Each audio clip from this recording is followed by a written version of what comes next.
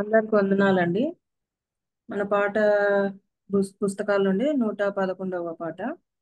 స్తోత్రము స్తుతి స్తోత్రము చెల్లింతుము యేసుకే.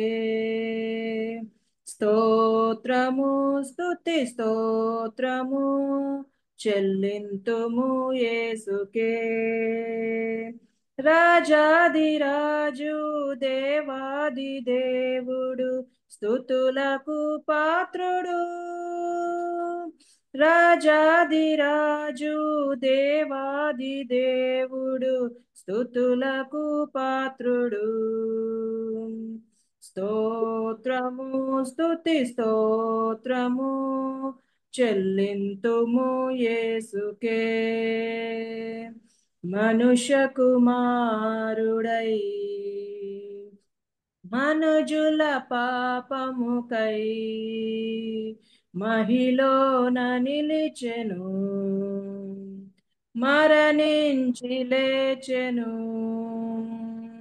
మనుష్య కుమారుడై మనుజుల పాపముకై మహిలోన నిలిచెను, మరణించి లేచెను. మహిమ స్వరూపుడు, మహిమ స్వరూపుడు. స్తోత్రము స్తుతి స్తోత్రము చెల్లింతుము యేసుకే. స్తోత్రము స్తుతి స్తోత్రము చెల్లింతుము యేసుకే. రాజాదిరాజు దేవాది దేవుడు స్తుతులకు పాత్రుడు. రాజాదిరాజు దేవాది దేవుడు స్తుతులకు పాత్రుడు. స్తోత్రము స్తుతి స్తోత్రము చెల్లింతుము యేసుకే. పాపపు వస్త్రము మార్చి నీతిమంతునిగా చేసి పరిశుద్ధులతో చేర్చి పరమ సుభాగ్యమునిచ్చే. పాపపు వస్త్రము మార్చి నీతిమంతునిగా చేసి పరిశుద్ధులతో చేర్చి పరమ సుభాగ్యమునిచ్చే. మహిమ స్వరూపుడు, మహిమ స్వరూపుడు. స్తోత్రము స్తుతి స్తోత్రము చెల్లింతుము యేసుకే. స్తోత్రము స్తుతి స్తోత్రము చెల్లింతుము యేసుకే. రాజాదిరాజు దేవాది దేవుడు స్తుతులకు పాత్రుడు. రాజాదిరాజు దేవాది దేవుడు స్తుతులకు పాత్రుడు. స్తోత్రము స్తుతి స్తోత్రము చెల్లింతుము యేసుకే. చక్కటి పాట పాడి వినిపించారు సిస్టరు. నిజమే, రాజాది రాజు మన దేవుడు, ప్రభువులకు ప్రభువు. చక్కటి పాట వినిపించినందుకు వందనాలుమా. మరి ఇప్పుడు మెసేజ్ కూడా మనకు శారా తెరిసా గారే అందిస్తారు. అందరికి వందనాలండి. నాకు మరొక సమయాన్ని తండ్రి దేవుడు ఇచ్చినందుకు దేవుని కృతజ్ఞతాస్తుతులు చెల్లించుకుంటున్నాను. మీ మధ్యకి లాగలుటకు ఆంటీకి, కేజీ ఆంటీకి, మరి సంఘస్థులందరికీ వందనాలు చెల్లించుకుంటున్నానండి. ఈరోజు మన వాక్య ధ్యానంలో ఆది కాండము 11వ అధ్యాయము 1 నుండి 9 వచనాలు ఎవరైనా చదవగలుగుతారండి? ఆది కాండము 11వ అధ్యాయము 1 నుండి 9 వచనాలు ఎవరైనా చదవగలిగితే సహాయం చేస్తే మంచిది. భూమి అందంతటా ఒక్క భాషయు ఒక్క పలుకును ఉండెను. వారు తూర్పున ప్రయాణమై పోవచుండగా షీనారు దేశమందొక మైదానం వారికి కనపడెను. అక్కడ వారు నివసించి, మనము ఇటుకలు చేసి బాగుగా కాల్చుదాం రండని ఒకనితో ఒకడు మాటలాడుకొనిరి. రాళ్లకు ప్రతిగా ఇటుకలను, అడుసునకు ప్రతిగా మట్టి కీలును వారికుండెను. మరియు వారు, మనము భూమి అందంతటా చెదిరిపోకుండా ఒక పట్టణమును, ఆకాశమునంటు శిఖరము గల ఒక గోపురమును కట్టుకొని పేరు సంపాదించుకొందము రండిని మాటలాడుకొనగా, యెహోవా నరుల కుమారులు కట్టిన పట్టణమును గోపురమును చూడ దిగి వచ్చెను. అప్పుడు యెహోవా, ఇదిగో జనము ఒక్కటే, వారికందరికీ భాష ఒక్కటే, వారు ఈ పని ఆరంభించి ఉన్నారు. ఇక మీదట వారు చేయదలచు ఏ పని అయినను చేయకుండా వారికి ఆటంకమేమీ నుండదు. కనుక మనము దిగిపోయి వారిలో ఒకని మాట ఒకనికి తెలియకుండా అక్కడ వారి భాషను తారుమారు చేయడం రండని అనుకొనెను. అలాగు యెహోవా అక్కడ నుండి భూమి అందంతటా వారిని చెదరగొట్టెను కనుక వారు ఆ పట్టణంను కట్టుట మానిరి. దానికి బాబేలను పేరు పెట్టిరి. ఎందుకనగా అక్కడ యెహోవా భూజనులందరి భాషను తారుమారు చేసెను. అక్కడ నుండి యెహోవా భూమి అందంతటా వారిని చెదరగొట్టెను. Thank you aunty. చిన్న ప్రార్థన చేసుకుందామండి. ప్రేంగల తండ్రి, దయగల మా ప్రభువా, ఈ సాయంకాల సమయాన్ని పాసం చేతికి ఇచ్చిన భాగ్యాన్ని బట్టి వేలాది స్తోత్రాలు చెల్లించుకుంటున్నాం నాయన. రాజాది రాజా, దేవాది దేవ, లోక సృష్టికర్త, లోకాధికారి, సర్వోన్నతుడైన దేవుడవు తండ్రి. నిన్న నేడు ఏకరీతిగా ఉన్నవాడవు తండ్రి. అందుని బట్టి వేలాది స్తోత్రాలు చెల్లించుకుంటున్నాం నాయన. ధవలవర్ణుడవు, రత్నవర్ణుడవు, 10,000 అతికాంక్షణీయుడైన దేవా, నీకే వేలాది స్తోత్రాలు చెల్లించుకుంటున్నాం నాయన.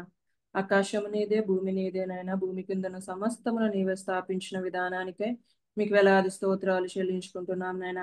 నాయన, ఈ సాయంత్రకాల సమయం నా తండ్రి, మరొక సమయాన్ని తండ్రి, మరొక తరుణాన్ని నాకు ఇచ్చినందుకు మీకు వేలాది స్తోత్రాలు చెల్లించుకుంటున్నాం నాయన.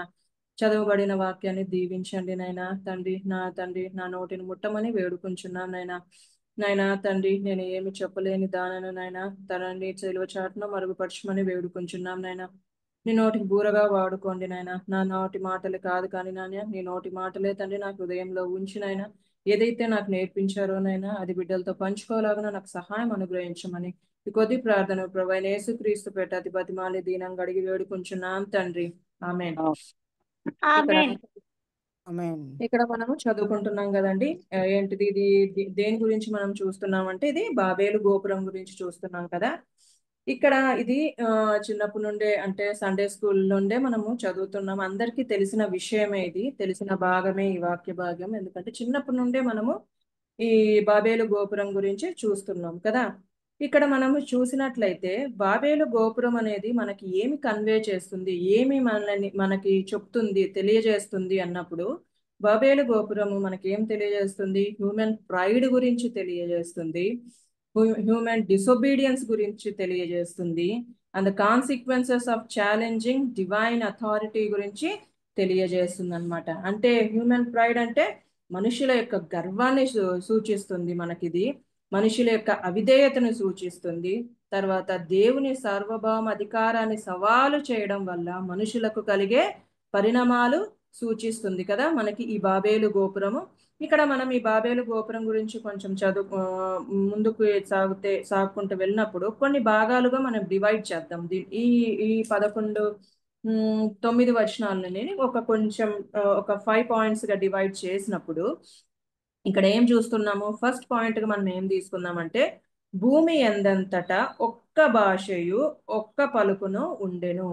Whole world one language one speech అన్నమాట. భూమి అంతా ఒక్క భాషయు ఒక్క పలుకు ఉండెను అని ఫస్ట్ పాయింట్ తీసుకున్నప్పుడు, నెక్స్ట్ మనం సెకండ్ తీసుకున్నప్పుడు, రాళ్లకు ప్రతిగా ఇటుకలను, అడుసునకు ప్రతిగా మట్టి కీలు వారికి ఉండెను.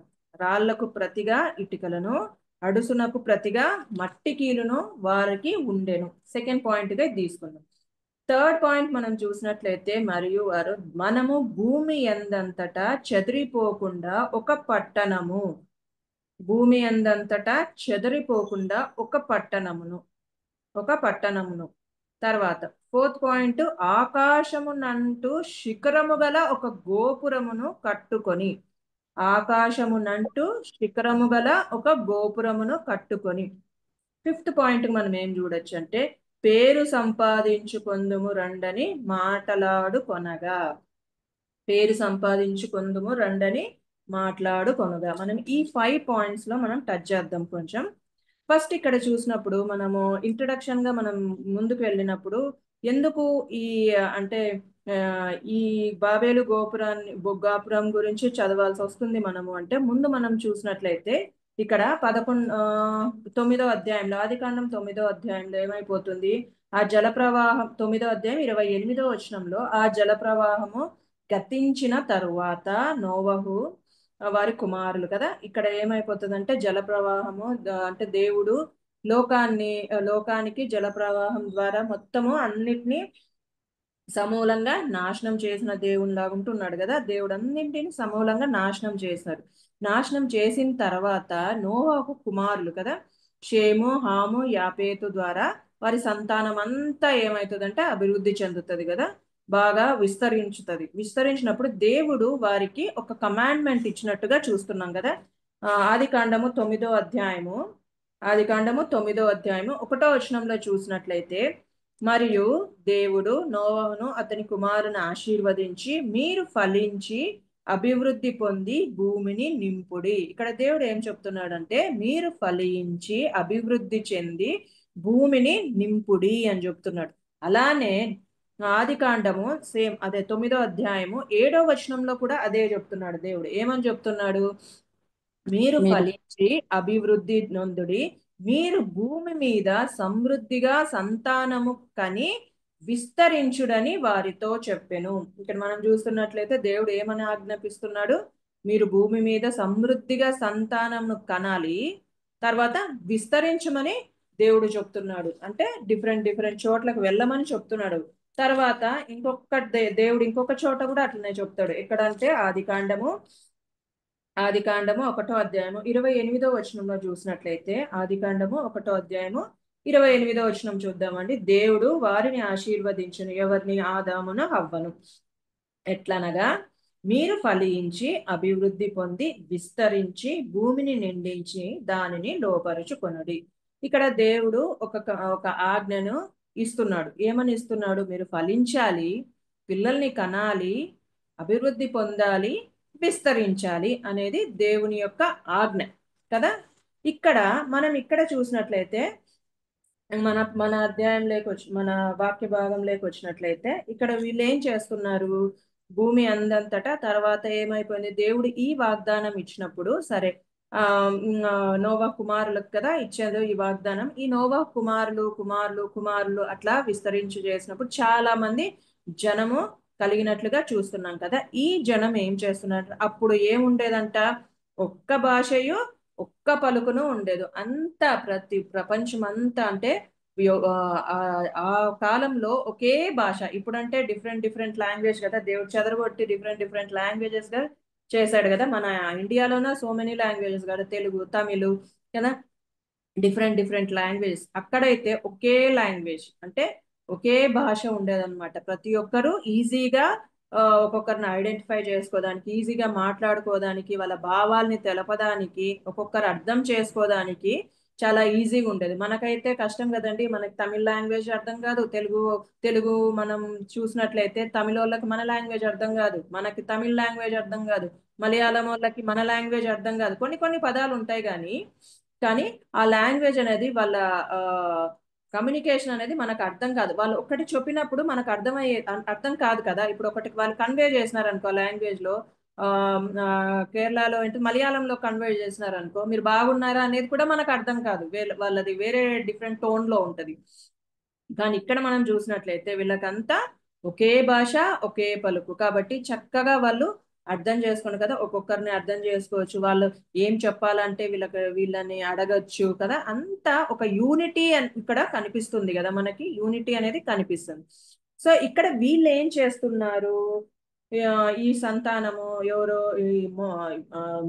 నోవా సంతానం కదా, వీళ్ళంతా ఇంతమంది జనాలు ఏం చేస్తున్నారంట, వారు తూర్పున ప్రయాణమై పోవుచుండగా షీనారు దేశమందొక మైదానము వారికి కనబడెను.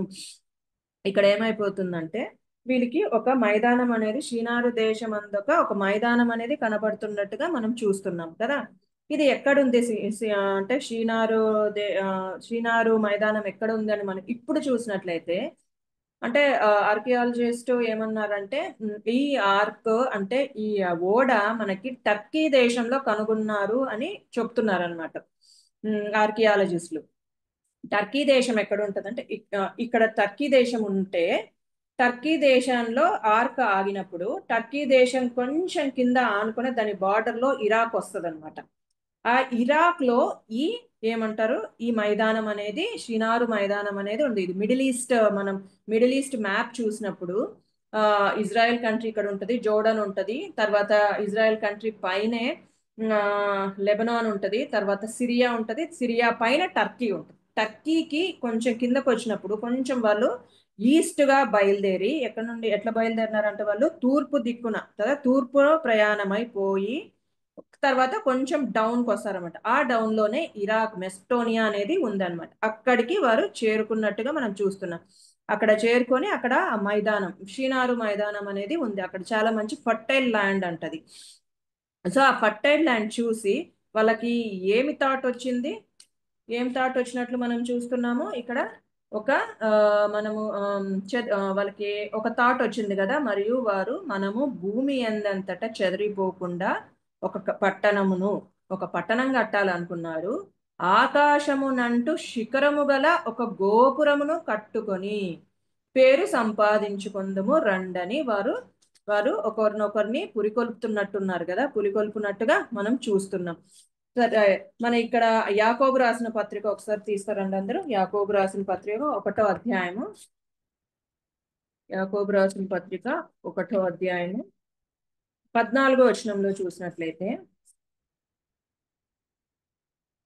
ఎవరైనా చదువుతారండి? యాకోబు రాసిన పత్రిక 1వ అధ్యాయము 14వ వచనంలో చూసినట్లయితే కిందకి చదువుతాను నేను. ప్రతి వాడును తన స్వకీయమైన దురాశ చేత ఈడవబడి, ప్రతి వాడును తన స్వకీయమైన దురాశ చేత ఈడవబడి.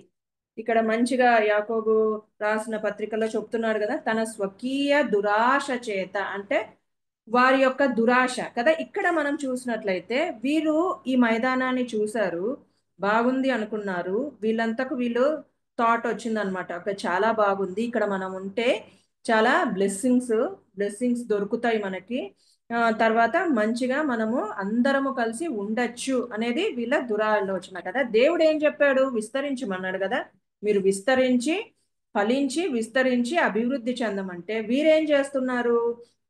ఇక్కడ థర్డ్ పాయింట్ మనం చూసినట్లయితే మనము భూమి ఎందంతటా చెదరిపోకుండా అని చూస్తున్నాం కదా. ఫస్ట్ దురాలోచన వీళ్ళకి ఏమొచ్చింది? దేవుడు చెదరిపోమని చెప్పి అందరిని అంతా విస్తరించండి అని చెప్తే ఫస్ట్ దురాలోచన వీళ్ళకి ఏమొచ్చింది మనం చూసినట్లయితే భూమి ఎందంతటా చెదరిపోకుండా ఏం చేద్దాం అనుకుంటున్నారు వాళ్ళు? ఒక పట్టణాన్ని కడదాం అనుకున్నారు.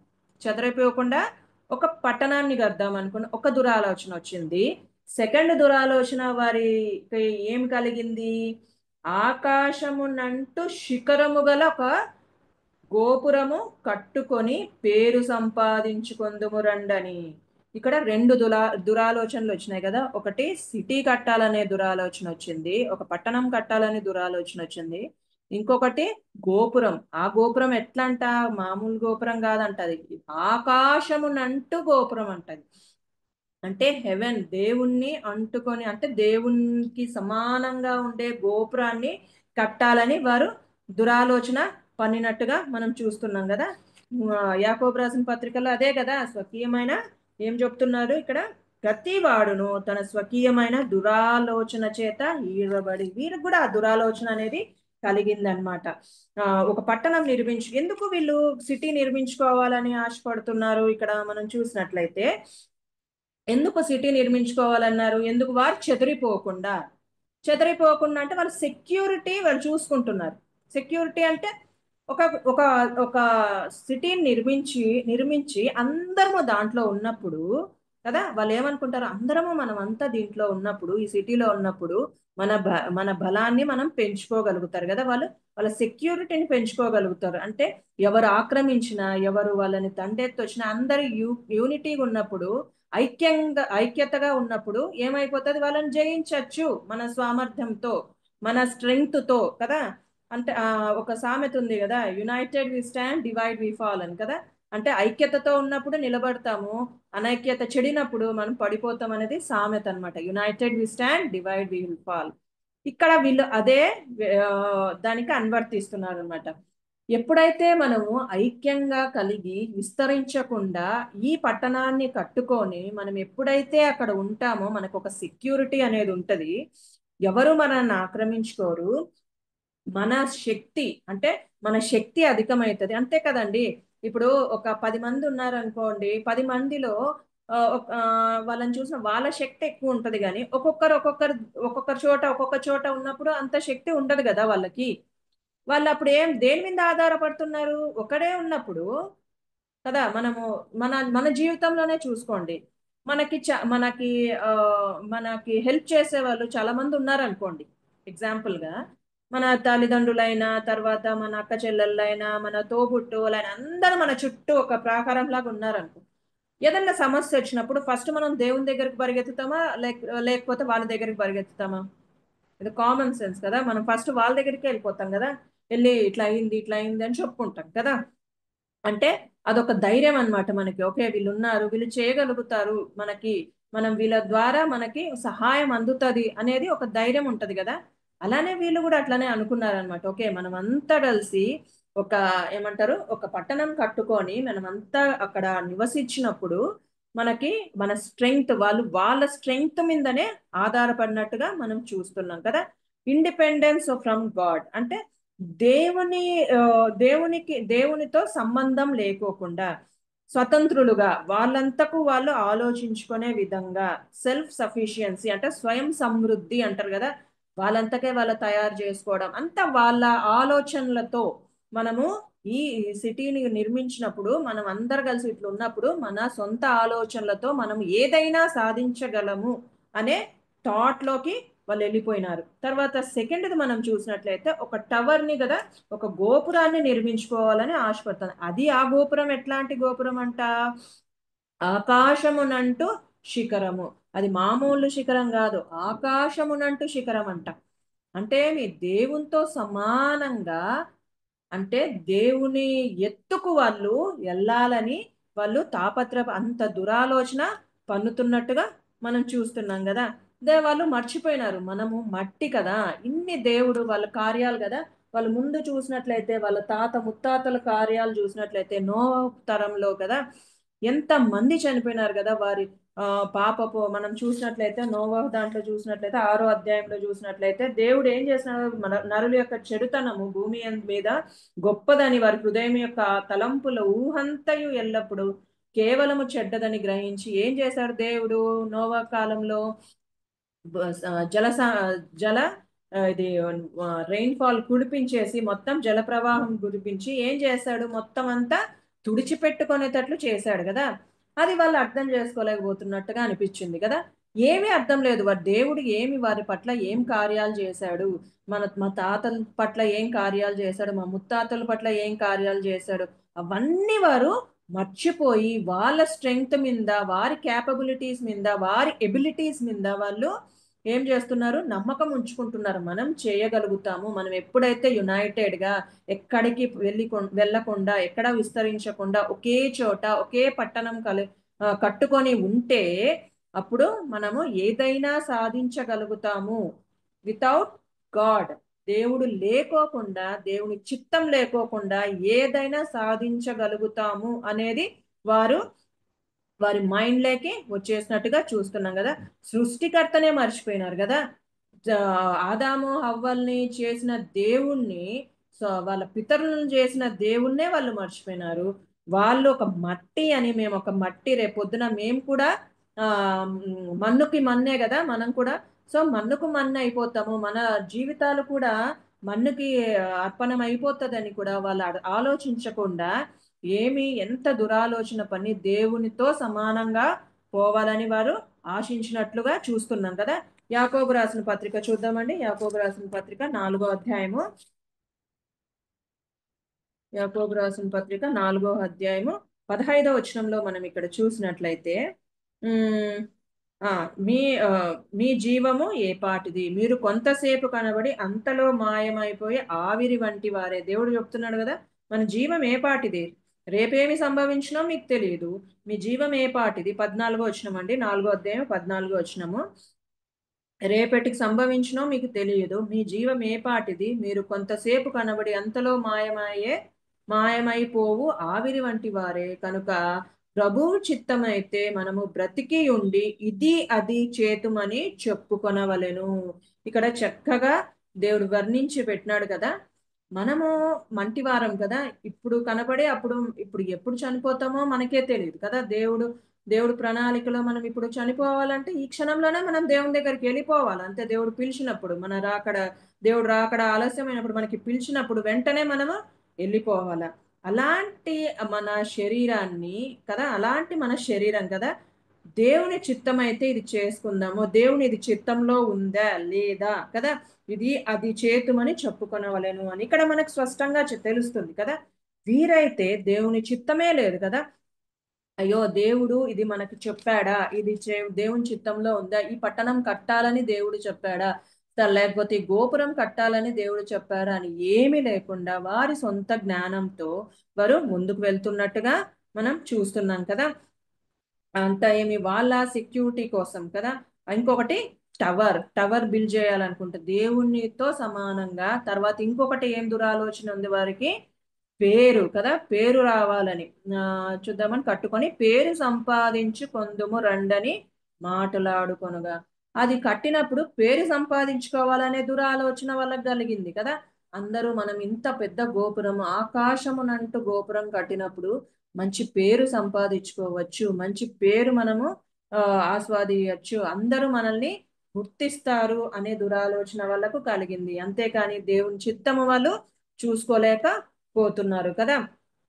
వారు ఏం చూసుకుంటున్నారు, దేవుడి యొక్క మెప్పు కాకుండా మనుషుల మెప్పుని వారు కోరుతున్నట్టుగా చూస్తున్నారు. చూద్దామండి,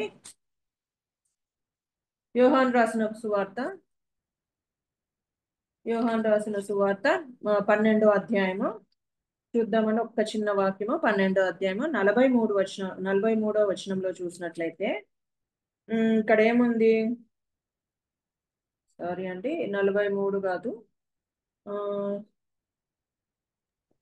వారు అధ్యాయం దేవుని మెప్పు కంటే మనుషుల మెప్పుని మనుషుల ఎక్కువగా మెప్పున ఎక్కడండి అది కొంచెం చెప్తారా.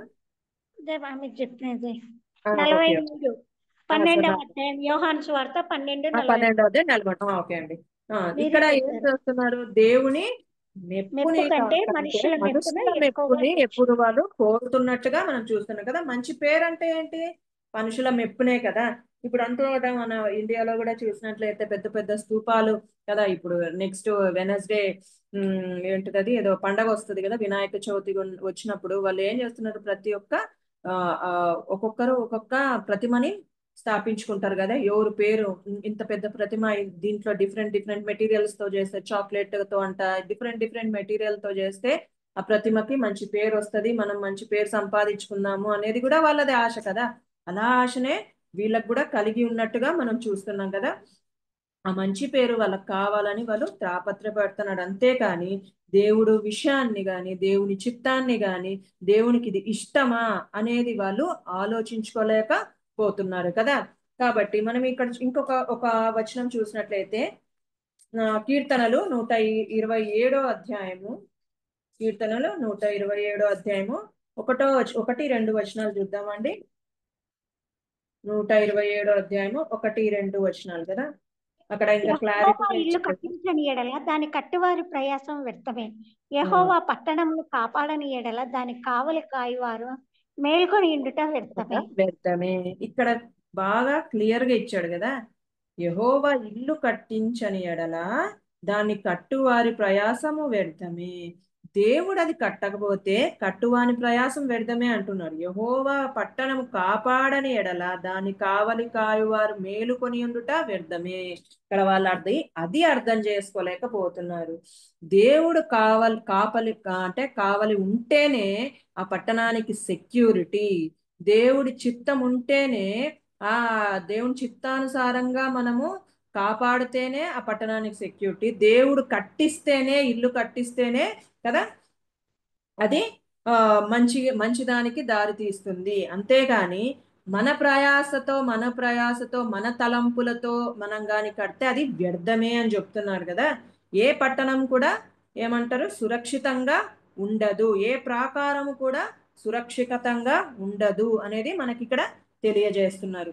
ఇక్కడ వీళ్ళైతే ఏం చేస్తున్నారు, అదే పనిగా వారి దురాలోచనతో ఆ పట్టణాన్ని తర్వాత ఆ గోపురాన్ని కట్టాలని ముందుకు వెళ్తున్నట్టుగా మనం చూస్తున్నాం.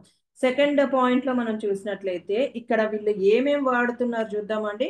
మనము ఇటుకలను 3వ వచనంలో 3వ వచనంలో చూసినట్లయితే, మనము ఇటుకలు చేసి బాగుగా కాల్చుదము రండని ఒకనితో ఒకడు మాటలాడుకొనిరి.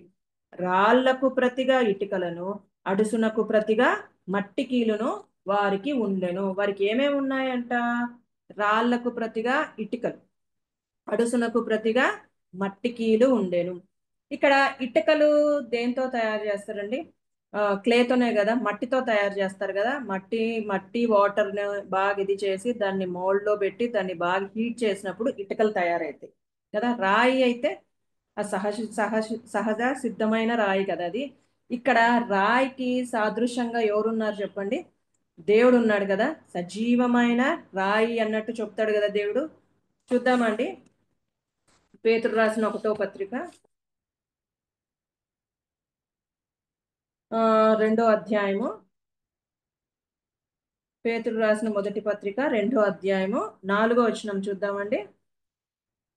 పేతురు రాసిన 2వ పత్రిక 1వ పత్రిక 2వ అధ్యాయము 4వ వచనంలో చూసినట్లయితే, మనుషుల చేత విసర్జింపబడినను దేవుని దృష్టికి ఏర్పరచబడినదియు కింద కొంచెం అమూల్యమును సజీవమునైన రాయగు ప్రభువు నొద్దకు వచ్చిన వారు. ఇక్కడ ఎవరు రాయి అని మనం చూస్తున్నాము, సజీవమునైన రాయగు ప్రభువు కదా. రాయికి సాదృశ్యంగా మనం ఎవరు ఇక్కడ చూడగలుగుతున్నాము, ప్రభువుని చూడగలుగుతున్నాం కదా. ఇక్కడ వాళ్ళకి రాయికి ప్రతిగా వాళ్ళకి ఏముందంట, వాళ్ళు చేతులతో స్వహస్తాలతో చేసుకున్న బ్రిక్స్ ఉన్నాయి కదా. ఏమున్నాయి, వారికి ఇటుకలు ఉన్నాయి. రాయికి ప్రతిగా రాయి ఉండాల్సింది, దేవుడు వాళ్ళ జీవితాల్లో ఉండాల్సింది. కానీ వాళ్ళు సొంతంగా వారి చేతులతో చేసుకున్న ఆ ఇటుకలకు వారు దీన్ని ఇస్తున్నారనమాట, ప్రాధాన్యత ఇస్తున్నట్టుగా చూస్తున్నాం. తర్వాత అడుసునకు ప్రతిగా మట్టికీలు దేనికి ఉపయోగిస్తామండి, మట్టికీలు దేనికి ఉపయోగిస్తాం, మామూలుగా ఇన్సులేటర్ అంటారు కదా. అంటే నీళ్లు ఇప్పుడు నోవహు కూడా మట్టికీలను ఉపయోగించాడు కదా. దేనికంటే నీళ్లు ఆ ఓడలేకి పోకుండా. తర్వాత మోషే వాళ్ళ మమ్మీ యొకోబేతు కూడా మట్టికీలు పూసి కదా, దానికి ఆ బుట్టకి మట్టికీలు పూస్తుంది కదా, ఎందుకంటే నీళ్లు అందులోకి రాకోకుండా. ఇక్కడ మనము ఫిజికల్ అర్థం కాకోకుండా ఆత్మీయ అర్థంగా మనం చూసినట్టయితే ఈ మట్టికీలు మనకు సాదృశ్యంగా ఏముంటదంటే, దేవుని యొక్క జీవ జలాన్ని వాళ్ళ హృదయంలోకి రానియకుండా అడ్డు చేసుకుంటున్నారు. చూద్దామండి, ఇర్మియా గ్రంథము 2వ అధ్యాయము 13వ వచనం చూద్దామండి. ఇర్మియా గ్రంథం 2వ అధ్యాయము 13వ వచనంలో అక్కడ ఒక్క నిమిషం, 13వ వచనంలో అక్కడ కింద 13వ అధ్యాయం 2వ అధ్యాయము 13వ వచనం కింద 13వ వచనమేమా, నా జనులు 2 నేరములు చేసి ఉన్నారు, జీవజలముల ఊట అయిన నన్ను విడిచి ఉన్నారు కదా. ఇక్కడ ఏం చెప్తాను, జీవజలముల ఊట అయిన నన్ను విడిచి ఉన్నారు. ఇక్కడ కూడా వాళ్ళు కూడా ఏం చేస్తున్నారు, జీవజలము ఊట అయిన దేవుణ్ణి విడిచిపెట్టినట్టుగా చూస్తున్నాం కదా, ఇన్సులేట్ చేసుకున్నారు. ఆ మట్టికీలు ఏం చేస్తుంది వాళ్ళ అంటే, మనం ఫిజికల్ కాకుండా ఆత్మీయంగా మనం అర్థం చేసుకున్నట్లయితే, ఆ మట్టికీలు ఏం చేస్తుందంట, ఆ జీవజలాన్ని లోపలికి పంపకోకుండా చేస్తుంది కదా. సో వీళ్ళు ఏం చేసుకుంటారు, దాన్ని అడ్డగించుకుంటున్నారు కదా. రాయిని దేవుణ్ణి ఇంకా మనం చూసినట్లయితే వీళ్ళు పూర్తిగా దేవుణ్ణి పక్కన పెట్టేసినట్టుగా చూస్తున్నాం కదా. వారి సొంత జ్ఞానంతో వారు ముందుకు వెళ్తున్నట్టుగా మనం చూస్తున్నాం కదా. చూసినప్పుడు దేవుడు ఏం చేస్తున్నాడు? దేవుడికి ఏం తెలుసు? మన హృదయ ఆలోచనలన్నీ తెలుసు కదా. చూద్దామా? ఇర్మియా గ్రంథం అండి. ఇర్మియా ఈ 17వ అధ్యాయము 10వ వచనంలో చదువుతారండి ఎవరన్నా? 10వ వచనము. ఒకని ప్రవర్తనను బట్టి వాని క్రియల ఫలములు చొప్పున ప్రతీకారం చేయుటకు యెహోవా అను నేను హృదయమును పరిశోధించువాడను, అంతరింద్రములను పరీక్షించువాడను. ఇక్కడ మనం ఏం చెప్తున్నాడు దేవుడు? ఇక్కడ మనకి ఏం రాయిచ్చాడండి? దేవుడు మన అంతరంగాలను చూసే దేవుడుగా ఉంటున్నాడు, మన హార్ట్ ని చూసే దేవుడుగా ఉంటున్నాడు. ప్రతి ఒక్క పని చొప్పున వారికి ఏమిచ్చేయంట? ప్రతీకారము తీర్చే దేవుడుగా ఉంటున్నాడు కదా. వాని క్రియల ఫలము చొప్పున ప్రతీకారము చేయుటకు యెహోవా అను నేను హృదయమును, మన హృదయాన్ని ఏం చేసేవాడు? పరిశోధించువాడుగా, అంతరింద్రియములను పరీక్షించువాడుగా ఉంటున్నాడు. సో ఇక్కడ వీళ్ళు ఏమనుకున్నారు? దేవునికి తెలియకోకుండా ఏదో ఒకటి చేయొచ్చు, మనము వెళ్ళిపోవచ్చు అనుకున్నారు. కానీ దేవుడు వారి హృదయాలను చూచే దేవుడుగా ఉంటున్నారు కదా. వారి ఆలోచనలు ఏమి వీళ్ళు ఆలోచిస్తుండే అనేది దేవుడు గ్రహించిన వారుగా ఉంటున్నారు. ఇక్కడ మనము ఇవన్నిట్లో మనం చూసినట్లయితే వీరికి ఒక అంటే ఒక గిఫ్ట్ ఉంది కదా. ఏం గిఫ్ట్ అని మనం చూసుకోవచ్చు? ఒక వరం ఉంది కదా వీళ్ళకి. ఏం వరం అని చూసుకోవచ్చు ఇక్కడ? ఒక్క భాషయు ఒక్క పలుకును ఉండెను. ఇక్కడ వీళ్ళకి ఏం వరం ఇచ్చాడు దేవుడు? ఒక భాష ఒక్క పలుకు కదా. అదొక వారికి వరంగా మనం చూసుకోవచ్చు, ఒక గిఫ్ట్ కదా వాళ్ళకి. ఒక కృపావరంలో మనకు అనేకం కదా. ఇట్లా వీళ్ళకి ఒక గిఫ్ట్ ఇచ్చాడు కదా దేవుడు. ఒకే లాంగ్వేజ్, ఒకే స్పీచ్. వీళ్ళు ఈ గిఫ్ట్ ని ఏం చేస్తున్నారు? మిస్యూజ్ చేస్తున్నారు కదా. అంటే ఏమి? ఏదైతే ఒక లాంగ్వేజ్, ఒకే స్పీచ్, ఒకే భాష ఉందో ఆ గిఫ్ట్ ని వీళ్ళు ఏం చేస్తున్నారు? ఏకంగా చేరి దేవునికి విరోధంగా కార్యము జరిగిస్తున్నట్టుగా మనము చూస్తున్నాం కదా. ఆ గిఫ్ట్ నే దేవుడు ఇప్పుడు వారికి విరోధంగా వాడుకోబోతున్నాడు కదా. కింద చూసినట్లయితే ఏమనుకుంటున్నారు? ఇదిగో జనము ఒక్కడే, వారికి అందరికీ భాష ఒక్కటే, వారు ఈ పనిని ఆరంభించి ఉన్నారు. ఇక మీదట వారు చేయదలచు పని ఏదైనానో చేయకుండా వారిని ఆటంకమేమీ ఉండదు. ఎందుకుండదు ఆటంకమే? ఒకే భాష ఉంది కాబట్టి ఆటంకం ఉండదు. కాబట్టి దేవుడు ఏం చేస్తున్నాడు? ఆ వరాన్ని లేకపోతే ఆ గిఫ్ట్ని ఏం చేస్తున్నాడు గనుక మనము దిగిపోయి వారిలో ఒకని మాట ఒకనికి తెలియకుండా అక్కడ వారి భాషను తారుమారు చేయుదము రండని అనుకొనేను. ఇక్కడ ఏదైతే దేవుడు వారికి ఒక వరం ఇచ్చాడో, ఒక గిఫ్ట్ ఇచ్చాడో, ఒక మంచి భాషను ఇచ్చాడు అందరికీ, ఆ భాష వల్లే కదా వీళ్ళంతా నాకి విరోధంగా కుట్ర పన్నుతున్నారని చెప్పేసి ఆ గిఫ్ట్నే వాళ్ళు మిస్యూజ్ చేస్తున్నారని దేవుడు ఏం చేశాడు? ఆ గిఫ్ట్నే వారి యొద్ద నుండి తీసివేసినట్టుగా మనము చూస్తున్నాం కదా. అలానే మన జీవితాల్లో కూడా దేవుడు ఎప్పుడైతే మనము దేవునికి విరోధంగా కొన్ని కార్యాలు, అంటే మన ఎబిలిటీస్, మనకు కూడా ప్రతి ఒక్కరికి దేవుడు కదా కొన్ని కృపావరాలు ఇచ్చాడు కదా, కొన్ని వరాలు కదా. ప్రతి ఒక్కరి జీవితంలో కొన్ని కొన్ని వరాలు ఇచ్చాడు. కొంతమందికి స్కిల్స్ ఉండొచ్చు కదా, మంచి స్కిల్స్ ఉండొచ్చు. కొంతమందికి మాట్లాడే స్కిల్స్ ఉండొచ్చు, కొంతమందికి ఆర్గనైజ్ చేసే స్కిల్స్ ఉండొచ్చు, కొంతమందికి బోధించే స్కిల్స్ ఉండొచ్చు, కొంతమందికి ఏమంటారు ఆతిథ్యం ఇచ్చే స్కిల్స్ ఉండొచ్చు, కొంతమందికి వంట చేసే స్కిల్స్ ఉండొచ్చు. ఒక్కొక్కరికి ఒక్కొక్క గిఫ్ట్ దేవుడు ఇచ్చింటాడు కదా. ఆ గిఫ్ట్ ని మనము ఎలా వాడుతున్నాము అనేది మనం కూడా మన జీవితంలో గ్రహించుకోవాలి. వీరి గిఫ్ట్ ఎలా వాడుతున్నారు? దేవునికి విరోధంగా వాడుతున్నట్టుగా చూస్తున్నాం కదా. మరి దేవుడు మనకిచ్చిన గిఫ్ట్స్ మనం ఎలా వాడాలని దేవుడు ఆశపడుతున్నాడు? దేవునికి ఇష్టపూర్వకంగా ఆ గిఫ్ట్స్ ని వాడాలని దేవుడు ఇష్టపడుతున్నాడు అనమాట. ఇక్కడ మనం ఫస్ట్ పాయింట్ మనం గిఫ్ట్ లో చూసినట్లయితే, realise that all gifts and abilities come from God. మనం ఏం అర్థం చేసుకోవాలా? ప్రతి ఒక్క వరమైన, మనకు ప్రతి ఒక్క బహుమానమైన, ప్రతి ఒక్క గిఫ్ట్ అయినా, ప్రతి ఒక్క ఎబిలిటీ అయినా, మన కేపబిలిటీస్ అయినా, ప్రతి ఒక్కటి దేవుని నుండి మనకి వచ్చింది అని మనము గమనించుకోవాలి. ఇక్కడైతే వాళ్ళు గమనించుకోలేదు, కానీ వాళ్ళ నుండి మనం ఒక మంచి పాఠం ఏం నేర్చుకుంటున్నామంటే, మనకిచ్చిన గిఫ్ట్స్, దేవుడు మనకిచ్చిన కృపావరాల్ని, మన ఎబిలిటీస్ ని దేవుని ద్వారా మనం సంపాదించుకున్నామని మనం అర్థం చేసుకోవాలి, అంతేగాని మన స్వయశక్తి ద్వారా కాదు. రెండో ఇది చూసినట్లయితే, understand that not everyone has the same gifts. అంటే ఈ కృపావరాలు అందరికీ ఒకే కృపావరంగా ఉండదు. అంటే కొంతమందికి హాస్పిటాలిటీ ఇవ్వగల కృపావరం ఉంటుంది, అంటే వారు చక్కగా స్వీకరిస్తారు, మనుషులతో మాట్లాడే మంచిగా చక్కగా వాళ్ళని ఆదరించే కృపావరం ఉంటుంది వాళ్ళకి. చక్కగా ఆదరిస్తారు, చక్కగా హగ్ చేసుకుంటారు, చక్కగా మాట్లాడతారు కదా. కొంతమంది అంటారు చాలా బాగా మాట్లాడుతుంది ఆ సిస్టరు, చాలా బాగా రిసీవ్ చేసుకుంటుంది అని కొంతమంది అంటారు. కొంతమందికి మంచి భోజనం చేసే కృపావరం ఉంటుంది, మంచిగా వడ్డిచ్చే కృపావరం కొంతమందికి ఉంటుంది కదా. గిఫ్ట్ ఉంటుంది చక్కగా వాళ్ళకి, అంటే ఇప్పుడు సేవకులు వచ్చినారు అనుకోండి, చక్కగా వాళ్ళకి ఆతిథ్యం ఇచ్చి చక్కగా వాళ్ళకి మొత్తం వాళ్ళకి భోజనం పెట్టడంలో అయినా కూడా, వాళ్ళని చూసుకోవడంలో అయినా అదొక కృపావరం ఉంటుంది అనమాట, అదొక గిఫ్ట్ ఉంటుంది కదా.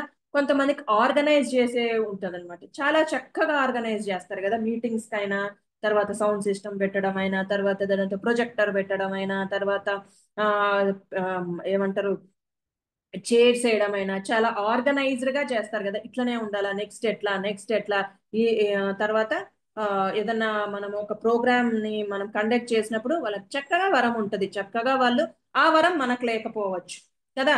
తర్వాత కొంతమందికి మంచి స్కిల్స్ ఉంటాయి కదా, జ్ఞానం ఉంటది, ప్రవచించే జ్ఞానం ఉంటుంది, సారీ వాక్యం చెప్పే జ్ఞానం ఉంటది కదా, చక్కగా చెప్తారు. కొంతమందిని చూసి మనం అట్రాక్ట్ అయిపోతాం కదా ఆ వాక్యానికి, మనం అలానే అసలు టైం కూడా తెలియకోకుండా అట్రాక్ట్ అయిపోతాం కదా. చాలా బాగుంటది వాళ్ళకి వరం, అంటే ఎక్కడెక్కడో మంచి మంచి టాపిక్స్ ని తీసుకొస్తారు, మంచి మంచి హిస్టారికల్ ఈవెంట్స్ ని తీసుకొస్తారు. కొంతమంది అంత వరం ఉండదు అనమాట, అంటే వాక్యం చెప్పే వరం కొంతమందికి ఉండదు, పరిచర్య చేసే వరం అంత కొంతమంది అయితే చాలా చక్కగా చేస్తారు తెలుసా పరిచర్య. వాళ్ళని రిసీవ్ చేసుకోవడంలో, వాళ్ళకి వడ్డీయడంలో అట్లా కొంతమందికి కొన్ని వరాలు మాత్రమే ఉంటాయి. అందరికీ అన్ని రావాలని లేదు. కొంతమందికి అదే ఇన్స్ట్రుమెంట్ వాయించే వరం కొంతమందికి ఉంటుంది, కొంతమందికి వాయించుకోకుండా డ్రమ్ వాయించే వరం కొంతమందికి ఉంటుంది. అట్లా డిఫరెంట్ గిఫ్ట్స్ ఉంటాయి, అంతేగాని ప్రతి ఒక్కరికి ఒకే కృపావరం ఒకే వరం ఉండాలని ఎక్కడ ఉండదు. అండర్స్టాండ్, మనం అర్థం చేసుకోవాలి. కాబట్టి వాళ్ళు ఎప్పుడైతే మనం అది అర్థం చేసుకుంటామో సంఘంలో పీస్ అనేది ఉంటది. తర్వాత dedicate our gifts to God service and not to do our personal success. ఇప్పుడు మనము ఆ వరాన్ని మనం ఎలా చేసుకోవాలంటే, దేవుని యొక్క సర్వీస్ కోసం మనము డెడికేట్ చేయాలి, కానీ మన పర్సనల్ సక్సెస్ కోసం దాన్ని వాడకూడదు అనేది దేవుడు నాకు నేర్పించిన పాయింట్ అనమాట. అంటే ఇక్కడ మనం చూసినట్లయితే వీళ్ళు ఎలా వాడుతున్నారు అది, దేవుని చిత్తానుసారంగా దేవుని కోసం వాళ్ళు ఆ వరాన్ని ఏంటి ఆ గిఫ్ట్ ని వాడట్లేదు, ఆ లాంగ్వేజ్ అనే గిఫ్ట్ ని వాడట్లే, వారి సొంత ప్రయోజనాలకి, వారు పేరు సంపాదించుకోవడానికి వాడుతున్నారు. కొంతమంది అంతే కదా, మన బయట చూసినా మన సంఘాల్లో చూసినా కూడా అట్లనే ఉంటారు.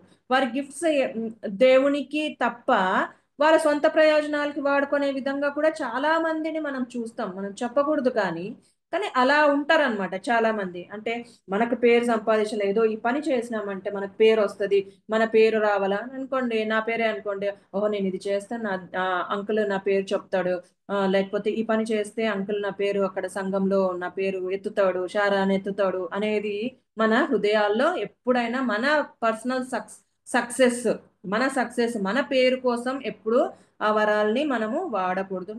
నాకు ఏదన్నా పాట పాడే వరం ఉందనుకోండి, వారి గుడ్ బుక్స్ లో ఉండాలని, సంఘ కాపురుల యొక్క గుడ్ బుక్స్ లో ఉండాలని, లేదంటే ఒక ఆంటీ గుడ్ బుక్స్ లో ఉండాలని మనం ఎప్పుడు కానీ మన వరాల్ని ఎప్పుడు కానీ మనము వాడుకోకుండా దేవుని మహిమార్థంగానే వాడాల, కానీ మన పర్సనల్ సక్సెస్ మనం ఎదగడానికి వాటిని వాడకూడదు. తర్వాత willing to utilise our gifts whole heartedly, not holding back and don't envy others gift. ఇంకొకటి మనం ఏం చూడొచ్చు అయితే, మనకి దేవుడు వరం ఇచ్చాడో, కృపావరం ఇచ్చినాడో, దాన్ని మనము అర్థం చేసుకొని దాన్ని ఫుల్ గా మనం యూటిలైజ్ చేసుకోవడానికి మనం సంఘంలో అయినా సమాజంలో అయినా ఉండాలన్నమాట.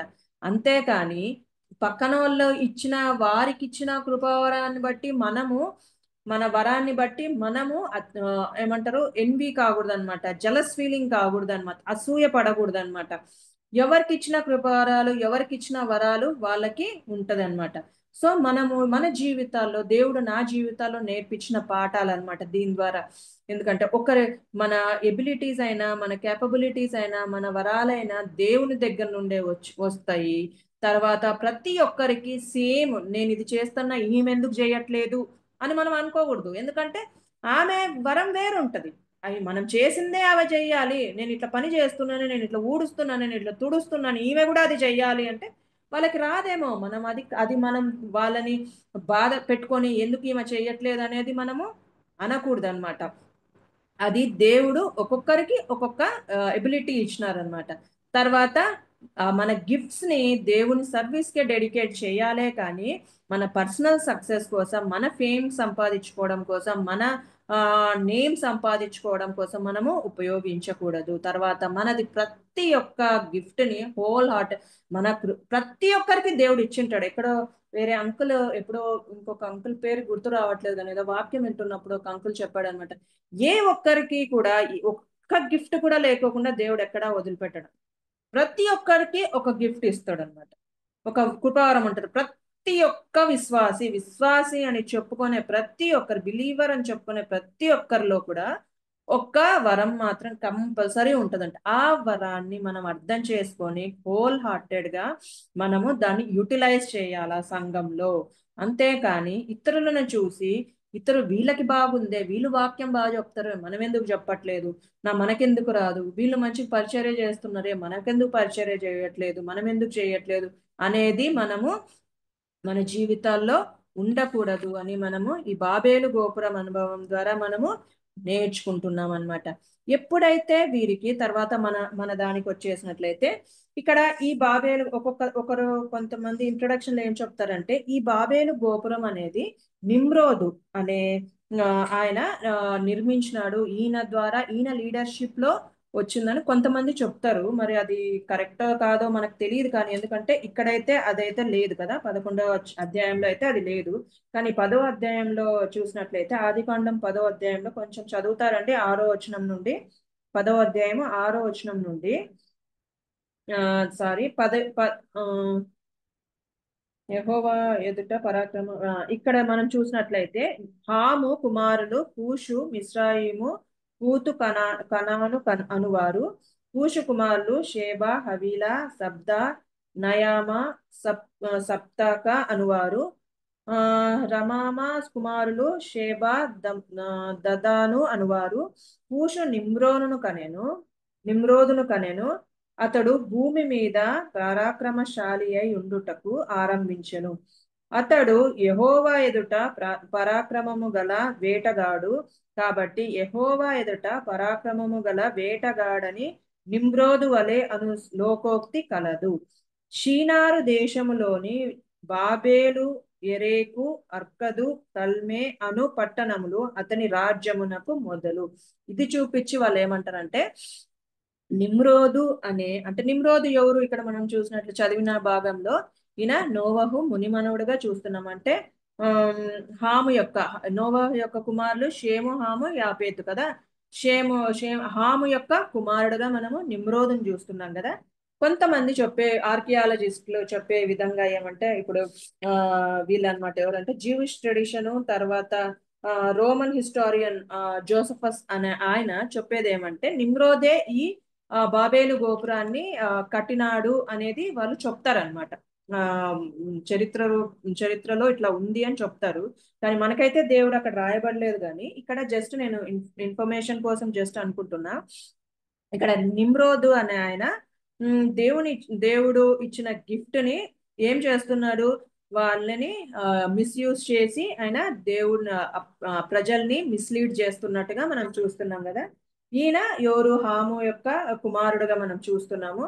తర్వాత ఈయన చాలా బలశూరుడుగా చూస్తున్నాము. ఈయన పట్టణాలు మరి ఇది అయిపోయిన తర్వాత ఆయన వచ్చాడో మనకు తెలియదు, లేదంటే ఆయనే ఇది కట్టాడో మనకైతే క్లారిటీ లేదు కానీ ఇన్ఫర్మేషన్. కానీ ఇక్కడ అయితే 10వ వచనంలో అయితే చెప్తున్నారు కదా, షీనారు దేశములోని బాబేలు ఎరేకు అక్కదు కన్నే అను పట్టణములు అతని రాజ్యమునకు మొదలు. ఆయన రాజ్యానికి మొదలంటే ఆయన అక్కడ స్థాపించిన ఫస్ట్ బిగినింగ్ అనేది ఇక్కడ షినారు దాంట్లో బాబేలు కూడా ఒక ఇదిగా మనం చూడగలుగుతున్నాం కదా ఈయనని. కానీ ఈయన జస్ట్ ఇన్ఫర్మేషన్ కి అయితే ఇస్తున్నానండి అంతే. నాకు కూడా తెలియదు నిజంగా ఈయన నిర్మించింది అనేది దేవుడైతే ఇక్కడైతే మనకి రాయబడలేదు. సరే వీళ్ళు మన మన మన వాక్య ధ్యానంలోకి వచ్చేస్తే సరే ఇక్కడ మనం ఏం చూస్తున్నాము, సరే మన ఎబిలిటీస్ కదా, మన వరాల్ని ఎలా వాడాలనేది దేవుడు మనకి వీరి ద్వారా బాబేలు గోపురం ద్వారా మనకు కొన్ని సూచనలు దేవుడు ఇస్తున్నట్టుగా మనము చూస్తున్నాం కదా. తర్వాత ఈ ద్వారా ఎందుకు ఇది వచ్చేసరికి వాళ్ళకి ప్రైడ్ అనేది వచ్చేసింది కదా. ఎప్పుడైతే ఒకే యూనిటీగా ఉండి కదా, ఎప్పుడైతే అందరూ కలిసి ఉండి మనం చేయగలుగుతామో వాళ్ళ స్ట్రెంగ్త్ మీద ఆధారపడినారో అప్పుడు వాళ్ళకి ఏమైపోయింది, ప్రైడ్ వచ్చేసింది కదా. అంతే కదా, మనము చాలా మంది మన దగ్గర మన మన చుట్టూ ఉన్నారు అంటే ఆటోమేటిక్ గా మనకి ప్రైడ్ అనేది గర్వం అనేది వచ్చేస్తుంది. ఎందుకంటే ఉన్నారు, మనం ఏమన్నా చేయగలుగుకుంటాము అనేది గర్వం ఆటోమేటిక్ గా వస్తుంది అనమాట. ఇక్కడ మనం కూడా కొన్ని పాయింట్లు మనం చూసినట్లయితే pride manifestation in our lives అని మనం చూసినట్లయితే ప్రైడ్ అంటే గర్వం ఎలా మనం వ్యక్తీకరిస్తామో మనం అనుకుంటాము, మనం ఏం వ్యక్తీకరించాం, గర్వం అనేది ఏం ఉండదు మన జీవితాల్లో అనుకుంటాం. కానీ వీళ్ళైతే ఎట్లా వ్యక్తీకరించారు గర్వాన్ని మనం చూసినట్లయితే ఎట్లా చూసారు, దేవునికి విరోధంగా కదా పట్టణాన్ని కట్టి దేవుని కంటే సమానంగా వెళ్ళాలని చూశారు. మన ప్రైడ్ ఎట్లా ఉంటుంది, మన మేనిఫెస్టేషన్ ఎట్లా చేస్తాము, మనం ఎట్లా చూపిస్తాము మన జీవితాల్లో ప్రైడ్ ని, వాళ్ళదంటే మనం అనుకోగలుగుతాం. కానీ మన జీవితంలో చూసినట్లయితే ఫస్ట్ ఏం చూసుకుంటాము, డంబము, గర్వం, ఎట్లా అహంకారం ఎట్లా వస్తుంది, finding faults in others, in doing this we minimise our fault. First మన గర్వం ఎక్కడ స్టార్ట్ అవుతుంది అంటే ఫైండింగ్ ఫాల్ట్స్ విత్ అదర్స్ కదా. పక్కన వాళ్ళ ఏవి తప్పులను మనము ఈజీగా ఎత్తి చూపేవారుగా ఉంటాం కదా. చాలా ఈజీ అయిపోతుంది మనకి, మనం అంత గర్వంగా చెప్తాం, గర్వంగా ఎంత చెప్తా నీది తప్పు ఉంది కదా. ఏమంటారు, దేవుడు చెప్తాడు కదా, చూద్దామండి మత్తయి సువార్త 7వ అధ్యాయంలో చెప్తాడు కదా దేవుడు. 7వ అధ్యాయము 3-5 వచనాల్లో చూస్తున్నప్పుడు 3-5 వచనాల్లో 7వ అధ్యాయము 3 నీ కంటిలోనున్న దూలము నెంచక నీ సహోదరుని కంటిలోనున్న నలుసును చూచుట ఎలా కదా. మనము మన దూలాన్ని ఎత్తుక్కోం కానీ మన కంట్లో దూలాన్ని ఎత్తుక్కోం కదా. మన జీవితాల్లో ఏమో మన ఫాల్ట్ ని మనం చాలా తక్కువ అనుకుంటాం. కానీ పక్కనోళ్ళది అదే తప్పు వాళ్ళు పక్కనోళ్ళు చేసినప్పుడు ఎంత ఎత్తి చూపిస్తామంటే పక్కనోళ్ళకు చెప్తాము, ఇట్లా చేసినారు వాళ్ళు, అట్లా చేసినారు అని చెప్తాం కదా. ఎంత గర్వం కదా మనకి. మన తప్పులు ఉన్నా కూడా మనం దాన్ని మినిమైజ్ చేసుకుంటాం అనమాట. వాళ్ళ తప్పులు ఎత్తి చూపించే వాళ్ళుగా మనం ఉంటున్నాం అనమాట. అదొక గర్వం అన్నమాట. తర్వాత వి నో ఇట్ ఆల్ కదా, నాకు ప్రతిదీ తెలుసు అనే ఒక గర్వం మన జీవితంలో ఉంటుంది. ఎవరితో మనం నేర్చుకునే అవసరం లేదు, నాకు తెలుసు, నాకు నువ్వు చెప్పనవసరం లేదు కదా. అదొక గర్వం మన జీవితాల్లో ఉంటుంది. దేవుడు అందుకనే కదా సామెతల్లో చెప్తాడు కదా, సామెతలు 24-28లో చిన్న చిన్న జీవుల్ని చూపించి ఇలా ఉండాలి, ఇలా ఉండాలి, ఇలా ఉండాలని కదా చెప్తాడు కదా దేవుడు కదా. చీమల్ని చూపించి చెప్తాడు, తర్వాత లిజర్డ్ ని చూపించి చెప్తాడు కదా, కుందేల్ని చూపించి చెప్తాడు. చిన్న చిన్న జీవులే అవి, కానీ వారి నుండి మనల్ని నేర్చుకోమని చెప్తాడు కదా. కాబట్టి అలా మనము మనకే తెలుసు, మనమే అంత అంటే యూనివర్సల్ అంతా నాకే తెలుసు అనేది ఆ గర్వం అనేది మన హృదయాల్లో ఉండకూడదు అనమాట. చిన్న వారిలోనైనా చిన్న పిల్లల్లో అయినా కూడా మనం నేర్చుకునే విషయాలు చాలా ఉంటాయి. ఆ దాంట్లో నేర్చుకోవడానికి మనము ఆసక్తి చూపాలి. అంతేగాని నువ్వేంది నాకు చెప్పేది, సుపీరియారిటీ కాంప్లెక్స్ అంటారు కదా.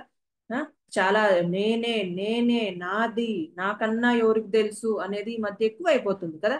ఎప్పుడైతే అది మనం తగ్గించుకుంటామో సమాధానంగా వెళ్ళేవారిగా ఉంటున్నాం. ఆ ప్రైడ్ అనేది మన జీవితంలో ఉండకుండా చూసుకోవాలి. తర్వాత రిఫ్యూజల్ టు ఆస్క్ ఫర్గివ్నెస్ కదా. మత్తయి సువార్త చూద్దామండి. మత్తయి సువార్త 6వ అధ్యాయము మత్తయి సువార్త 6వ అధ్యాయము 14, 15 వచనాలు చూద్దామండి. మనుషుల అపరాధం మీద క్షమించిన ఎడల మీ పరలోక తండ్రి మీ అపరాధం క్షమించిన, మీరు మనుషుల అపరాధము క్షమించని ఎడల మీ తండ్రియు మీ అపరాధములను క్షమించడు. ఇక్కడ మనం ఏం చేయాలంటే, మన అపరాధములు ఎవరన్నా వచ్చి మనము మన జీవితంలో కూడా అనుకుంటామంటే, మనము ఎవరిని అయ్యో నేను ఇది తప్పు చేసినాను నన్ను క్షమించు అనే స్టేజ్ కి మనం పోం కదా. మన ప్రైడ్ అడ్డం వచ్చేస్తుంది. అయ్యో సిస్టర్, అయ్యో అక్క, నేను ఇది నీ ఎడల ఇది నేను తప్పు చేశాను అనేది ఎవరు కానీ ఒప్పుకునేవారుగా ఉండరు. ఎప్పుడు ఏమంటే నేను చేసిందే కరెక్టే, నీ దాంట్లోనే ఫాల్ట్. ఇదే కదా మనకు ప్రైడ్ కి సూచాలు, అంటే పాయింట్స్ కదా. నాకు తెలుసు, నేను ఒప్పుకోను, నాదే కరెక్ట్ అనేది మన జీవితాల్లో ఉంటది కదా. సో అదే అన్నమాట, అదొక గర్వం అన్నమాట మన జీవితాల్లో. అది తీసివేసుకోవాలి. రిఫ్యూజర్ ఆర్ ఫర్గివ్నెస్ ని ఎప్పుడైతే మనం ఒకరి ఎడల తప్పు చేశారో, మనము ఒకరి ఎడల తప్పు చేశామో వాళ్ళ ఎదుట వారి దగ్గరికి వెళ్ళి క్షమాపణ అడిగే గుణం మనం కలిగి ఉండాలని దేవుడు మనకి సూచిస్తున్నాడు అనమాట. ఆ ప్రైడ్నెస్ ఎప్పుడైతే నేను చెయ్యను, నేను ఫర్గివ్ చెయ్యలేను అని కొంతమంది అంటారు.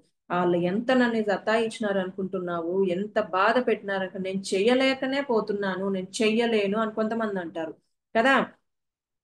కానీ దేవుడు ఎప్పుడైతే మీరు మన మత్తయిలో రాసినట్లు ఎట్లా చెప్తున్నాడు, ఎప్పుడైతే మీరు ఒకరిని క్షమిస్తారో అప్పుడు నేను మీ దోషాల్ని క్షమిస్తాను, ఫర్గివ్ చేస్తాను అని చెప్తున్నాడు కదా. కాబట్టి మనం ఇతరుల పట్ల అయినా కూడా వాళ్ళు మనల్ని క్షమించాలని వచ్చినా కూడా మనం ఆ ప్రైడ్ ని మనము పెట్టుకోకూడదు అనమాట. మనం కూడా అడగాలి. మనమే వాళ్ళ పట్ల తప్పు చేస్తే మనం వెళ్ళి క్షమాపణ అడిగే స్టేజ్ లో మనం ఉండాలి.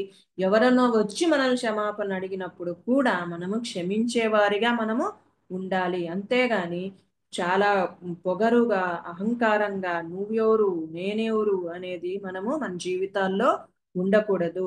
తర్వాత ఇంకొకటి మన దేవుడు ఏం చెప్తున్నాడంటే, unwillingness to submit to God's authority. దేవుని యొక్క సర్వాధికారానికి మనము లోబడి ఉండకపోవడం. దేవుడు ఏదైతే ఆజ్ఞాపించాడో, ఏదైతే ఒబీడియన్స్ చూపించమన్నాడో, మన గ్రంథంలో ఎన్నో లిఖితమైనవి కదా. నిన్ను వల్ల ఎగ్జాంపుల్ గా చూసి, నిన్ను వల్ల నీ పొరుగు వారిని ప్రేమించమన్నాడు. అదే కాదు, నీ శత్రువునైనా ప్రేమించమన్నాడు కదా. దేవుడు అంత మంచి ఆజ్ఞ ఇచ్చాడు. దేవుడు మంచి మంచి ఆజ్ఞలు ఉన్నాయి దేవుడు మన గ్రంథంలో. కానీ అయ్యే ఆజ్ఞలే మనము ఏం పాటించలేకపోతున్నాం అనమాట కదా. మనం అంత విల్లింగ్నెస్ ఉండమన్నమాట ఆ ఆజ్ఞలు. ఎందుకంటే గర్వం వచ్చేస్తుంది, ప్రైడ్ అనేది వచ్చేస్తుంది, అహంకారం వస్తుంది కదా, డమ్మం వచ్చేస్తుంది. నేనేంది ఇది పాటియాల, దేవుడే చెప్పాడు కదా మనల్ని నీ పొరుగు వారిని ప్రేమించమన్నాడు. ఇంకా మంచి ఆజ్ఞ మనకి నూతన నిబంధన గ్రంథంలో ఏమిచ్చినా, నిన్ను వల్లే నీ పొరుగు వారిని కాకుండా నీ శత్రువుని కూడా ప్రేమించమన్నాడు కదా. నీకు హాని చేసిన వాళ్ళని కూడా వారిని ఎప్పుడు దూషించద్దు కానీ వారిని ప్రేమించమన్నాడు. అలాంటి దేవుడు ఇచ్చిన మనకు ఆజ్ఞలు కదా. అది ఊరికనే దేవుడు ఏం రాయలే కదా. ఖచ్చితంగా ఈ ఆజ్ఞ పాటించు అన్నప్పుడు మనం పాటించకపోతే మనం ఏమనుకుంటాం, ఏదో బాబేలు గోపురందే మనము పెద్ద అనుకుంటాం కదా. దేవుడు చూడు, దేవుడు దేవుణ్ణి వాళ్ళు విసర్జించి దేవునితో సమానంగా వెళ్ళాలని ఇది అనుకున్నాడు. ఎంత డిజోబీడియన్స్ చూడు వాళ్ళకి అని మనం అనుకుంటాం. కానీ దేవుడు మనకు చిన్న విషయాల్లోనే మనం డిజోబీడియన్స్ చూపించేస్తున్నాం కదా. ఒకరిని ప్రేమించటంలో డిసోబీడియన్స్ చూపిస్తున్నాం కదా. ఒకరిని హత్తుకునే విషయంలో డిసోబీడియన్స్ చూపిస్తున్నాం కదా. శత్రువుని ప్రేమించడం విషయంలో డిసోబీడియన్స్ చూపిస్తున్నాం కదా. ప్రతి ఒక్క చిన్న చిన్న విషయాల్లోనే మనం డిసోబీడియన్స్. దేవుడు కోపపడకుడి అంటాడు, కానీ కోపం పడిపోతున్నాం కదా. చిన్న చిన్న విషయాలు చాలా క్షుణ్ణితంగా, చాలా సెన్సిటివ్ గా దేవుడు చాలా ఇదిగా రాశాడు కదా. ప్రతిదీ అలా చెయ్యాలా, అదే మనం డిసోబీడియన్స్ గా తయారవుతున్నాం. అది అవసరం లేదు. కానీ మనం అదే పెద్దగా మనము బాబేలు గోపురాన్ని ఒక పెద్దగా మనం డిజోబీడియన్స్ అనుకుంటాం. కానీ మన జీవితంలో కూడా ఎన్ని డిజోబీడియన్స్లు ఉన్నాయి కదా. దేవుడు ఎంత కరుణామయుడు కదా. ప్రతి ఒక్క డిజోబీడియన్స్ ని ఆయన పక్కన తీసేవాడుగా ఉంటున్నాడు కదా.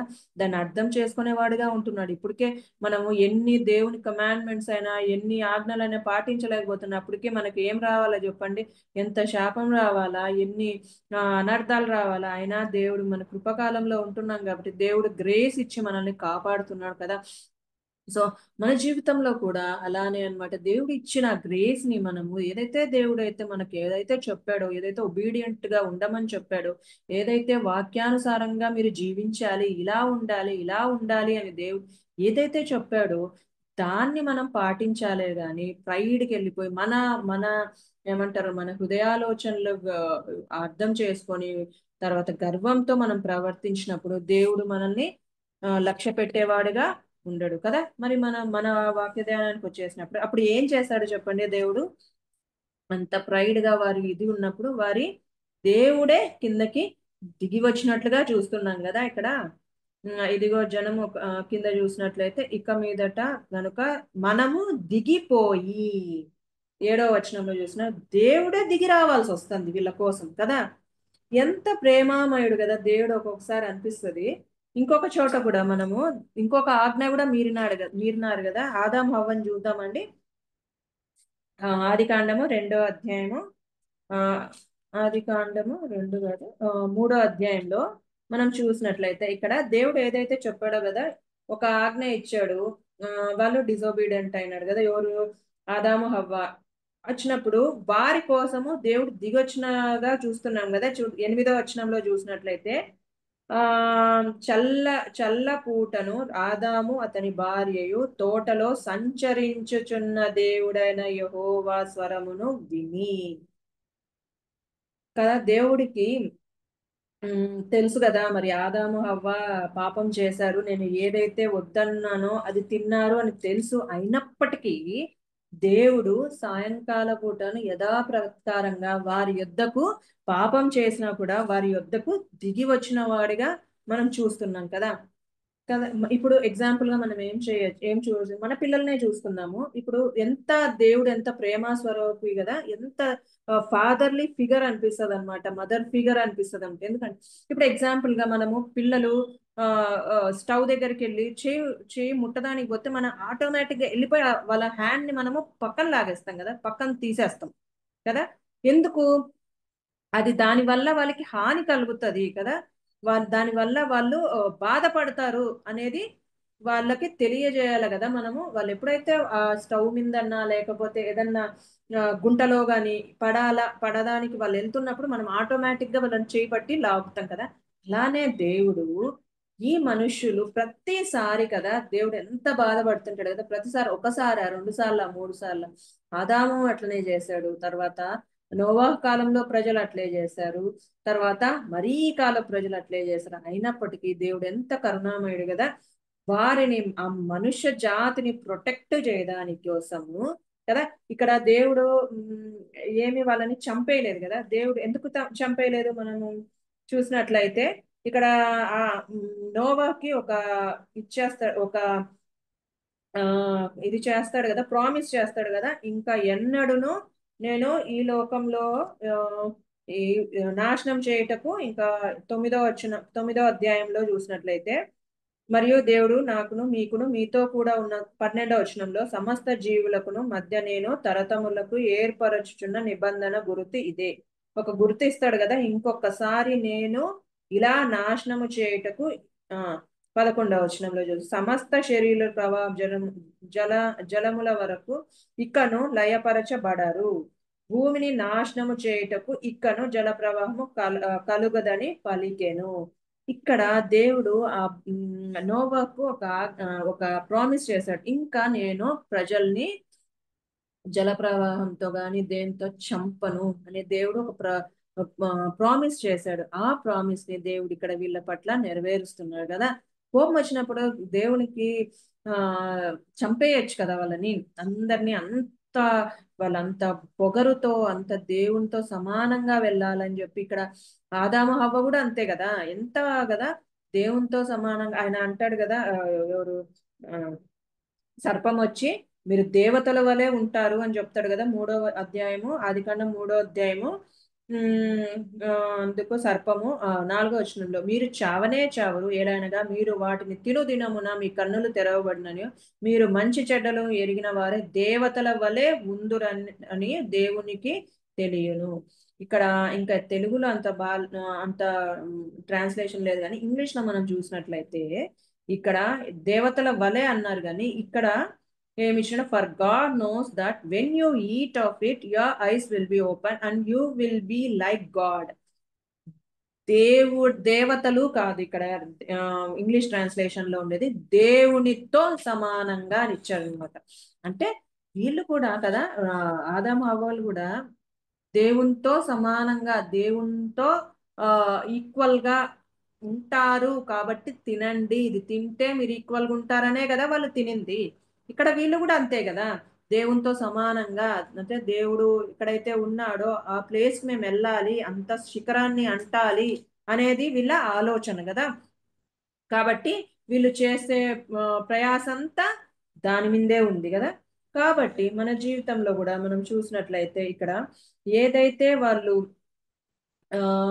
ఈ అనుకున్నారో, కానీ దేవుడు ప్రేమ స్వరూపి కాబట్టి ఆ ప్రజల్ని అందరినీ సమూలంగా నాశనం చేయకుండా వారిని చెదరగొట్టినట్లు, ఏదైతే దేవుడు ఆజ్ఞాపించాడో, ఏదైతే ఒబీడియంట్ చేయమన్నాడో, విస్తరించండి అన్నాడో, ఇక్కడ వారి గిఫ్ట్ నే ఏం చేస్తాడు, తారుమారు చేసి వాళ్ళ లాంగ్వేజెస్ నే డిఫరెన్షియేట్ చేసి ఏం చేస్తారు, చెదరగొట్టినట్టుగా మనం చూస్తున్నాం కదా. కింద చూసినట్లయితే 8వ వచనంలో, అలాగే యెహోవా అక్కడ నుండి భూమి అందంతటా వారిని చెదరగొట్టెను గనుక వారు ఆ పట్టణమును కట్టుట మానిరి. ఇక్కడ ఏదైతే దేవుడు ఆలోచన చేశాడో నేను ఇది చెయ్యాలని, దేవుడు మన జీవితాల్లో అది జరిగిస్తాడు అంతే.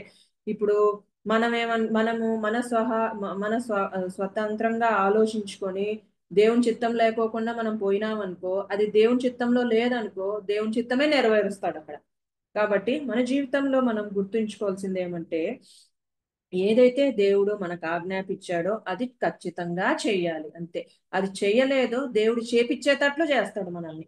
సో మనం అది జ్ఞాపకం పెట్టుకొని, దేవుడు ప్రేమ స్వరూపి కాబట్టి ఇంతవరకు మనం చేయకపోయినా కూడా దేవుడు మనల్ని కాపాడుతా తన గ్రేస్ తో మనల్ని నింపుతా వస్తున్నాడు. కానీ ఇప్పమట్టుకు కూడా మనము దేవుని యొక్క ఏదైతే ఒబీడియంట్ గా ఉండమన్నాడో, ఏదైతే ఒబీడియన్స్ చూపించమన్నాడో ఆ దాంట్లో మనము ఒబీడియన్స్ గా ఉండాలని దేవుడు నాకు నేర్పించిన పాఠం అన్నమాట. తర్వాత it is more important to be obedient to God than to worship him.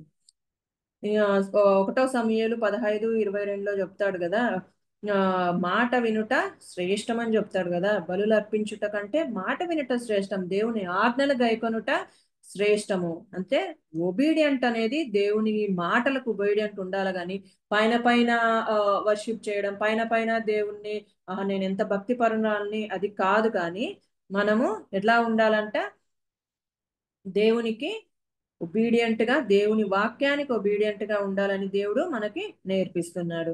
తర్వాత మన హార్ట్ అనేది చాలా భద్రంగా పెట్టుకోవాలన్నమాట. అది చాలా ఎసెన్షియల్ కీ అన్నమాట మన జీవితంలో. ఎందుకంటే హృదయ తలంపులు అనేటివి చాలా ఘోరమైన తలంపులు అనమాట. మన హృదయంలో పుట్టే ఆలోచనలు అనమాట. చాలా జాగ్రత్తగా, చాలా దానికి లాక్ చేసుకొని ఉండాలన్నమాట.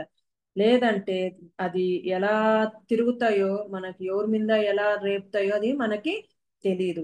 తర్వాత God plan will become reality. నేను చెప్పినట్లు ఏదైతే దేవుడు మన జీవితాల్లో జరిగించాలని నిర్ణయించుకున్నాడో అది మన జీవితాల్లో జరిగించక మానడు. మనం ఏ దావులో పోయినా కూడా, ఏ సందులో గుండా పోయినా కూడా దేవుడు ఏదైతే మన జీవితాల్లో జరిగించాలా అనుకుంటాడో అది ఖచ్చితంగా జరిగిస్తాడని మనం ఈ బాబేలు అనుభవం ద్వారా నేర్చుకుంటాం అన్నమాట. చూద్దామండి ప్రొవర్బ్స్, సామెతల గ్రంథం 19వ అధ్యాయము. సామెతల గ్రంథం 19వ అధ్యాయము 21వ వచనంలో చూద్దామండి. 19వ అధ్యాయము 21. నరుని హృదయములో ఆలోచనలు అనేకములు పుట్టును, యెహోవా యొక్క తీర్మానమే స్థిరము.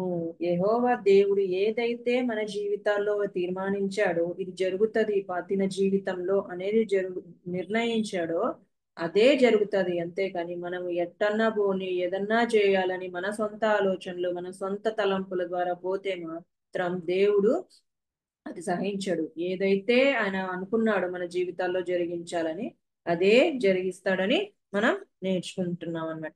ఇలా ఈ బాబేలు గోపుర అనుభవం ద్వారా మనం ఏం నేర్చుకున్నాము అంటే ఫస్ట్ మనం ఏం చెప్పొచ్చు, ప్రైడ్ అనేది డిస్ట్రక్షన్ కి దారి తీస్తుంది కదా. ప్రైడ్ అనేది కొన్ని కొన్ని మనం జీవితాల్లో కొన్ని కొన్ని దీనిలలో మనము ఏం నేర్చుకున్నామండి, ఆ, ఒకరి ఒకరి అంటే ఫైండింగ్ ఫాల్స్ ఇన్ అదర్స్ కదా. ప్రతి ఒక్కరి జీవితాల్లో వాళ్ళ ఫాల్స్ ని మనం కనుక్కునే అంత ప్రైడ్ గా మనం వెళ్ళిపోతాము. తర్వాత మనకే తెలుసు అనే జీవితం అంత ఇదిగా చూసుకుంటాము. తర్వాత ఫర్గివ్నెస్ కదా, రిఫ్యూజల్ టు ఆస్క్ ఫర్గివ్నెస్, తర్వాత unwilling to submit God's authority. కాబట్టి ఈ అనుభవాల ద్వారా మనము బాబేలు గోపురం నేర్చుకునే పాఠాలు ఏమంటే ఇవే అన్నమాట. మన తలాంతులను ఎలా వాడాలి, దేనికోసం వాడాలి, మన అది ప్రైడ్ కి దారి తీయకోకుండా హ్యూమిలిటీగా తర్వాత హంబుల్ గా మన జీవితాలు గడిపే వారంగా ఉండాలని దేవుడు నాకు నేర్పించిన పాఠం అండి. దేవుడి కొద్దిగా వాక్యాన్ని దీవించిన గాక. అందరు పొందనాలండి. వందనాలమ్మా. మరి ఆది కాండము 11వ అధ్యాయం 1 నుంచి 9 వరకు రాయబడిన వాక్య